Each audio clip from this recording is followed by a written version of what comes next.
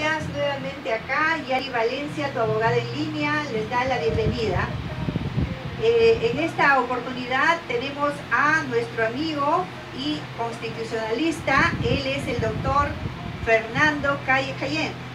Él nos acompaña en esta mañana, en esta linda mañana de marzo. Nos acompaña para hablar primero de lo que está sucediendo, tantas cosas tremendas con las inclemencias del clima, ¿no? Y habría que solidarizarnos con la gente del norte del país, solidarizarnos con la gente que está en Chosica, al sur de Lima, ¿no, doctor? ¿Qué nos puede decir al respecto? Bueno, Yari, primero, muy honrado de estar contigo, verte, estás maravillosa.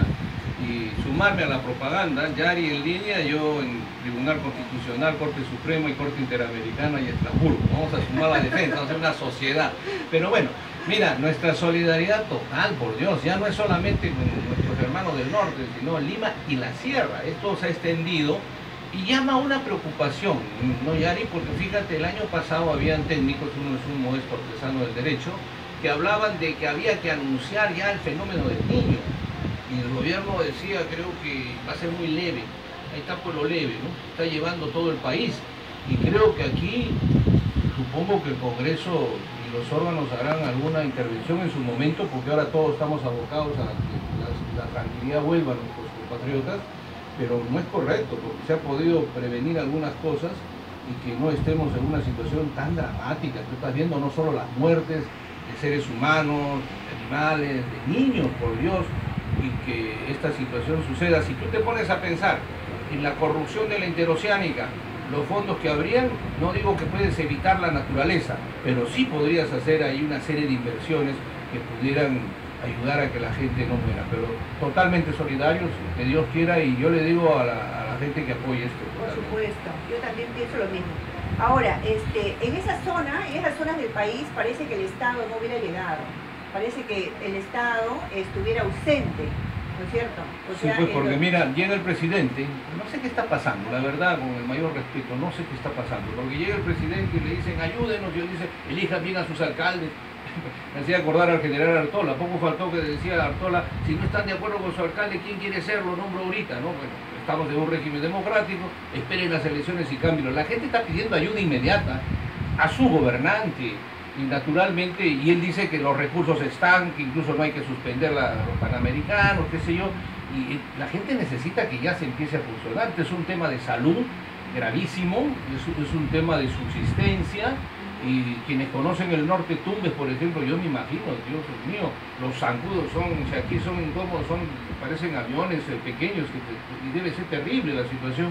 Y creo que sí, está llegando un poco tarde y no se trata de hacer un gabinete ahí, sino de que ya comience a funcionar, que no tengo la menor duda que lo van a tener que hacer, ¿eh? Ahora, yo me imagino que la gente con la que está sufriendo, que más está sufriendo de estas inclemencias del clima es la gente más humilde. Bueno, has acertado. Porque lamentablemente esta gente, o sea, como el Estado no está presente ahí, entonces construyen sus casas y siguen construyendo sus casas al borde de los ríos. Esta gente pues no tiene ni idea de los peligros que hay. Entonces, ¿qué es lo que sucede? Lo que sucede es que ahí el gobierno irresponsablemente les da títulos de propiedad. Hay alcaldes que les han dado títulos de propiedad, o sea, a la gente en los bordes de los ríos. Eso es imposible, no se puede, se puede, o sea, y algunos con participación de jueces, de policías, de conciliadores. Esto es una cosa lamentable, y tú has tocado una cuestión de fondo. Diera la impresión, yo no traslado sino lo que la gente siente, ¿eh? Pareciera que no hay Estado, que no hay Parlamento, que no hay Fiscalía, que el sistema no está funcionando, ¿no? Es más, acabo de escuchar antes de ingresar que me dice, doctor, está bien que tengamos los huaicos, pero ¿y qué hay del caso Odebrecht, de Toledo? Todo se ha paralizado. Aquí parece que se han sacado la lotería, aprovechan, como decían antes, los que entraban en corrupción, decían, si no hay un hueco hay que crearlo, porque para poder gozar de las transacciones directas de emergencia, mucho cuidado.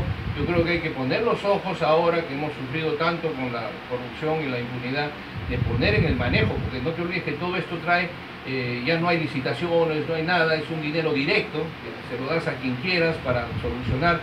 Entonces, bajo la desgracia del pueblo, del más pobre, como dices, y que al ser pobre en nuestro país, Yari, es una tragedia, sinceramente, y nadie se ha preocupado por eso, ¿no? Así es.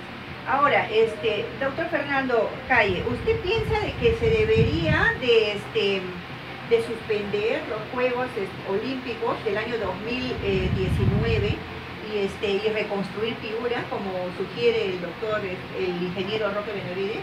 Bueno, mira, Roque puede tener más información que yo por el cargo que tiene, pero yo quiero ver las voces oficiales, porque si no ya esto se acabó, ¿no? No existiría y hasta habría, digamos, no voy a hablar de insurgencias, pero naturalmente una reacción popular inevitable, porque el presidente dice ahí los fondos para ambas cosas. Para ambas cosas. Y entonces, no solo el presidente, lo dice el ministro de Economía, la ministra de Justicia. Que lo hagan, ¿no? No solamente eso, yo creo que ahora lo que corresponde, si es que de eso se trata, primero que nos garanticen, que digan que sí lo hay, porque si lo hay, no sé, yo diría ir más allá, como casi todo el gobierno es bastante rico, no sé si poner una carta fianza de ellos porque nos han engañado tanto, porque obviamente tiene que reconstruirse no solo ello, no es primera vez, tenemos el problema de Chosica, la bajada de San Juan, ahora ha llegado a Cieneguía, Punta Hermosa, por Dios, se está llegando a los balnearios, ¿no? Entonces se está destrozando la infraestructura y no va a ser poca esta inversión, ¿no? De la ayuda internacional. Ahora yo presumo, mira, yo quisiera agregar ahí algo porque he escuchado, no soy experto en esto, pero he escuchado decir que si dejásemos, por ejemplo, los eventos deportivos estos, nos costaría 50 millones de dólares de una sanción, una multa, y nos costaría no tener eventos después de 20 años. Ok, pero yo creo que estamos en un país de seres humanos. Yo no sé si cabe la gestión diplomática, para eso la calidad de la persona que pueda acudir, y que invoque, pues, ¿cómo nos van a multar si lo que no estamos evadiendo el evento de hacerse así porque querramos ahorrarnos la plata? Tenemos una desgracia social y humana terrible. Yo creo que a lo mejor en consideración de ello podrían compensar, más bien ayudarnos y no multarnos en esa magnitud, y también no tener en cuenta los años para suprimirnos la posibilidad deportiva, porque este es un tema de la naturaleza, un azote tremendo que todo ser humano tendría que comprender. No creo que habría tanta drasticidad, ¿no? Así es. Ahora, hay que hablar ahora de lo que usted es experto, pues. Gracias, vamos a ver. En el tema constitucional. Doctor, mire, para los que no son abogados, ¿ya? Hay mucha gente que no es abogada y que nos está viendo y que nos está escuchando.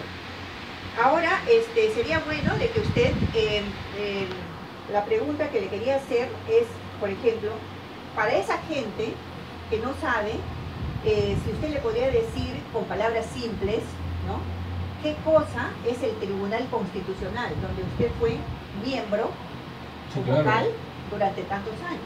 No, lo que dice la Constitución más un año. Ahora ya hay un magistrado que se ha pasado 3 años, ¿no? Y que yo invoco a la mayoría. ¿Cuántos años fueron esos? Pero 6 años. El mandato es 5, pero Urriola ya se ha pasado varios años y habiendo mayoría, en fin, es cosa del Congreso. Creo que antes que continúe, vamos a continuar después de una pausa, ¿no? Bueno, encantado, ¿no? Antes de continuar la respuesta. Formulada. Sí, claro, mira, el Tribunal Constitucional es la máxima instancia del orden constitucional en el país y tiene la situación fundamental, la tarea fundamental del control de la Constitución en todas las instituciones, es decir, y en las propias normas legales que el Congreso puede emitir y que no vayan contra la Constitución. Pero hay algo más importante, es el amparo de todos los ciudadanos en la defensa de sus derechos fundamentales, de todos.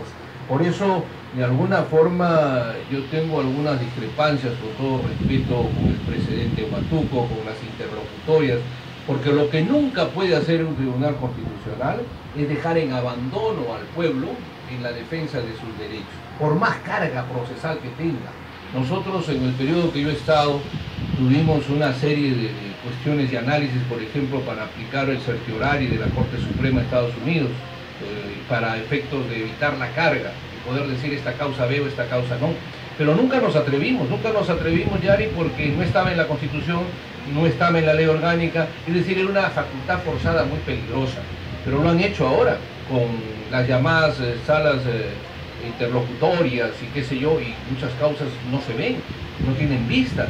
Yo creo que eso es abandonar un poco la enorme responsabilidad. Luego el tribunal ve en última instancia las acciones constitucionales, que eso sí es común para la gente, ya conocen, el amparo, el habeas corpus, la acción de cumplimiento, y llegan ahí como última instancia. Y espero que no hayan modificado una tendencia que nosotros dejamos, que fui yo el ponente, con relación a que las causas que no sean satisfactorias, no puedan llegar con el agravio constitucional. Entonces sostuve y se quedó vigente, recuerdo y creo que es un vinculante, que en el caso de los procuradores antidrogas, antilavados, dijimos que aunque pierdan en la Corte, podían llegar al tribunal en base al artículo 8 de la Constitución, que señala textualmente que el Estado tiene la obligación de defender, de enfrentarse, de combatir el narcotráfico y sus secuelas, como es el lavado de activos, la corrupción. Habría que haberle agregado en ese entonces la minería ilegal. Y esa es la única interpretación diferente en la Constitución, pero es que la Constitución es todo un texto y tienes que priorizar los derechos más importantes, ¿no? Ahora, ¿tú recuerdas por ahí de repente alguna jurisprudencia en la época de cuando tú ejercías, eras vocal, alguna que como te decía quedó magistrado, sobre el tema de propiedad? Bueno, ha habido mucho, te voy a decir, por ejemplo, de competencias. Como yo lo expliqué en un voto, ¿no? Y lo que no entendían los alcaldes llegaba mucho cuando empezó a haber este liberalismo económico.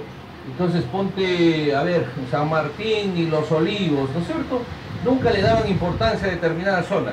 Pero cuando ahí deciden hacer un megaproyecto de tipo Jockey Plaza, una cosa grande, ahí comenzaron sí por la razón del tributo, porque tenían la necesidad del tributo. Una cosa parecida sucede en Magdalena con San Isidro. Bueno, todo es cuestión de interés económico, que está bien hasta cierto punto. Pero esa no, como ya hemos sacado ya las sentencias, las recibíamos, pero esa no es tarea del tribunal, porque las cuestiones de jurisdicciones territoriales, las delimitaciones la ve el Parlamento, ¿no? Nosotros no. Entonces, ¿cuál era el fallo? Ya que tú querías una jurisprudencia. Sí. Nosotros hemos hecho la jurisprudencia en el sentido que los tributos, todo, tenían que seguir cancelándose hasta que no se resuelve el tema al municipio que estaba hasta ese momento, ¿no? Como había estado delimitado. Había unos problemas muy grandes de eso. Y en otros temas de tierras, sí, pues ya Orellana estaba difundiendo, pero yo creo que Orellana hay por todo Lima, ¿eh? O sea, y en todo el país, o sea, hay orellanitas ahí metidos y bueno, indudablemente estamos enfrentando ya temas de mafias grandes, en lo que había, ¿cómo te puedo decir? Por ejemplo, bastante abuso de derechos de las comunidades campesinas, las famosas asambleas, los votos, irregularidades, pero nosotros, entiéndalo bien la ciudadanía, nosotros no vemos ni interpretamos la ley, eso le corresponde al sistema judicial. Nosotros solamente interpretamos la Constitución y defendemos, bueno, interpretábamos, ¿no? Yo ahora la interpreto como abogado defensor, pero esa era nuestra tarea y debe ser, a pesar de que han habido votos diferentes, pero ya eso le corresponde al control político. Como tú sabes, el Tribunal Constitucional no tiene el control del OMA, del Consejo Nacional de la Magistratura, por eso algunos creían que era intocable. Yo he dicho que como tribunal nunca es intocable, porque tiene el control directo del Parlamento, y el Parlamento te puede hasta vacar, ¿no? Con 2/3 ante una violación o infracción constitucional. Y si tú te sales, como ha sucedido quizás, y te vuelves el legislador positivo, ya estás infringiendo la Constitución, porque la tarea del tribunal es velar por las interpretaciones y la legislación que, digamos, vas a ser tu legislador negativo, no positivo, porque a mí no me ha elegido el pueblo para elaborar una norma, sino para cuidar que esa norma no atente contra la Constitución, por ejemplo, ¿no? Claro. Doctor, bueno, ahora vamos a hablar sobre un tema que le interesa también a la gente que nos escucha, que me parece que es interesante, el tema partidario, el tema del APRA, de su partido político. Así es. Nuestro partido, compañero. Ahora, doctor, es el partido del pueblo, además. El partido del pueblo, efectivamente. Doctor, dígame, ¿usted va a postular a la Secretaría General del partido? ¿Tiene aspiraciones usted o a qué cargo piensa postular? Sí, está bien, pero hay un problema, ¿no? Yo soy un candidato en la hipótesis de que lo seamos cuando nos inscribamos, pero ya como todos se han pronunciado como candidatos, que pareciera que la prensa grande uno no existiera, ¿no? Existía Cornejo y etcétera, y casi único. Y bueno, pero estamos en esta situación. Yo aceptaría postular y me inscribiría siempre y cuando se cumplan algunas situaciones que las hemos planteado. Mira, Yari. Pero ya han puesto, me parece que ya han puesto sí, fecha. Pues esta es la quinta vez que se pone fecha. ¿Ya? Pero yo no digo con eso que no se realice, ni pretendo obstaculizar, pero sí lo que quiero es que se respete la historia de un movimiento que no tiene por qué estar en el 2-3% electoralmente. O de repente estamos el tercio nuevamente, pero están en su casa. En su casa la gente está completamente, ha optado el camino más fácil en la pista, no meterme en lo que está pasando. Yo les rogaría que salgan de su casa, que vuelvan a sus locales, pero naturalmente necesito una respuesta. Hay una dirigencia, que no lo digo yo, ellos mismos han reconocido, el Jurado Nacional, que han finalizado su mandato, han caducado su mandato. Mucha gente critica, pero la gente que critica no hace política. Sí, pues, pero nosotros tenemos la obligación, aunque después de mucho tiempo en política, de poner las cosas como deben ser. Porque yo creo que el APRA le tiene una deuda enorme al Perú y le tiene una enorme deuda al aprismo, en la medida que es el único partido que debería retomar a ser el más organizado, pero eso requiere institucionalizarse. Y tú no te puedes institucionalizar convocando un congreso con padrones que nadie sabe quién los tiene, con un estatuto que nadie sabe cómo se va a aplicar y naturalmente convocado por dirigentes que han caducado y terminado su mandato. Suponiendo que la gente quisiera admitir esta irregularidad de que quienes han caducado en su mandato, quienes son ilegales, tengan que dirigir esto, por lo menos tienen que cumplirse unos requisitos. Mira, Yari, es necesario que haya una reinscripción, como decía Latorre en el año 74 y en muchos años. Necesitamos el partido, y aquí aprovecho de hablarle a los apristas que me están escuchando, el partido necesita saber cuántos somos, quiénes somos en verdad hoy los que quieren quedarse en el APRA. Y no los 500.000 que dice el secretario de organización ya caduco en su mandato y la gente se queja de estos padrones. Pero después necesitamos urgente un congreso extraordinario estatutario, porque necesitamos señalar las pautas de si va a haber un secretario, dos secretarios, presidente del partido, un aprista, un voto. ¿Tú has escuchado que muchos dirigentes del partido hablaban, no, esto va a ser un aprista, un voto, un aprista, un voto? No, señor, va a ser según la convocatoria igual con delegados. Y ya todos sabemos cómo son los delegados. Entonces, yo creo que producido esta situación, el aprismo va a ir ya a un congreso con fraternidad y unidad a su recomposición. Nosotros en 60 años, Yari, que lo sepa la gente, mantuvimos el 40%, 30% del electorado. Estábamos en la conciencia del pueblo. Se había cumplido eso que al poder se llega con fusil o con dinero, que señaló ahí Latorre, y que la tarea del aprismo era llegar a la conciencia del pueblo. En los otros 30 años hemos llegado 2 veces al gobierno, pero somos el 2%. El pueblo nos ha abandonado, no sé, y eso hay que recuperarlo. Nuestra tarea es llegar a la conciencia del pueblo, y no conozco otro mecanismo, Yari, que con honradez. No conozco otra forma de recuperar la confianza del pueblo que con honradez. Va a haber muchísimas oportunidades más para continuar hablando sobre el partido querido, sobre el partido de Latorre y sobre sus aspiraciones. Muchísimas gracias por habernos acompañado. Dame un minuto, dame un minuto nomás fundamental en lo que está sucediendo y que me has tocado el tema de las tierras. Yo creo que tiene que haber una preocupación del Congreso y sobre todo en la Fiscalía. Pareciera inexistente. La Fiscalía, si se da un trabajito en Lima Norte, Lima Sur, en las provincias, en los distritos, va a encontrar con toda seguridad muchos centros de conciliación fantasmas, muchas inmoralidades desde el puesto policial y en los jueces de paz en este tema de tierra. En donde dan constancia. Se dan constancias, se dan propiedades. Hay gente que ha estado en posesión 40 años, su ignorancia hace que no llegue, llega un título inscrito falsamente en los registros públicos y lo dejan sin terreno. Eso es tu trabajo. Yo cuando ya teme el tema constitucional lo envías a mi estudio. Gracias. Un gusto haberte tenido acá, Fernandito. Te deseo lo mejor. Gracias. Maravilloso muchas gracias. Tu programa y estás sumamente bella, inteligente como siempre. Gracias, te agradezco. Muchas gracias a ustedes, amigos, por habernos escuchado y seguido. Buenos días.